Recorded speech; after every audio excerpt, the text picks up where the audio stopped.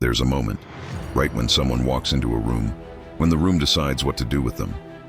Most people never realize it, but judgment doesn't start when you speak. It starts the second you arrive. That's where control actually begins. And if you don't command space the moment you enter, you're already submitting to someone else's energy. This is Law 1 of mental dominance, the law of psychological space. And once you understand it, you'll never move the same again. Psychological space is the invisible force around you that signals authority without saying a word. It's how slow you move, how still you are, how much silence you can hold without looking uncomfortable. It's the unspoken signal that you're in control of yourself, and that alone puts you in control of the environment. Most people collapse into the room, they shrink. They talk fast, smile too soon, try to make others comfortable just to feel accepted.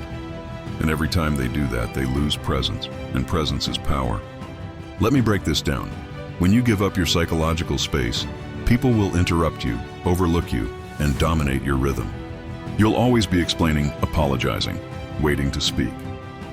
And eventually, you'll wonder why no one respects your voice. It's because you never taught them to feel your presence first.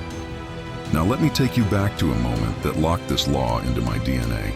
In Iraq, I worked private security in some tense, high-pressure environments. I watched seasoned operators walk into hostile rooms with no armor except their silence and posture, and people would freeze. One guy on our team never rushed anything.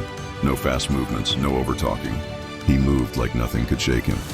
And when he finally spoke, the room adjusted to him. Not because he was louder, but because his stillness projected certainty.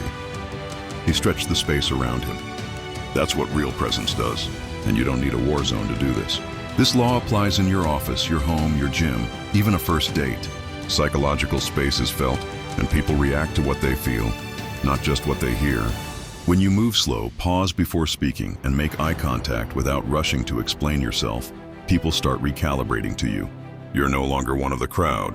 You become the center of gravity. Here's how to build it tactically. First, slow down your entry into any room.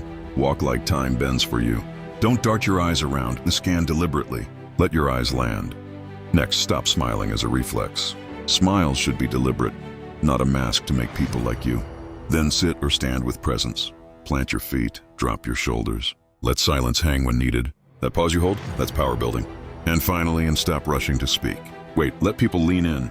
Speak second, speak slow. Let your energy do the heavy lifting. Let me give you a second example. One of my private coaching clients was always being overlooked at meetings. He had smart ideas, but people constantly cut him off. I didn't teach him how to speak louder. I taught him how to take up psychological space. We drilled breathing, pacing, stillness. First week, nothing. Second week, people started listening. Third week, the CEO told him, "When you speak now, it feels like something important is coming." Nothing about his words changed, just the weight of his presence. And that's the deeper truth of this law. You teach people how to treat you before you ever open your mouth. If you walk in like an afterthought, they'll treat you like one. But if you walk in like your presence is a decision, not a performance, everything changes. So here's your challenge. Tomorrow, walk into a room like it belongs to you. Don't speak first. Don't force a smile. Don't rush to fill silence. Just move slow, breathe deep, own your rhythm.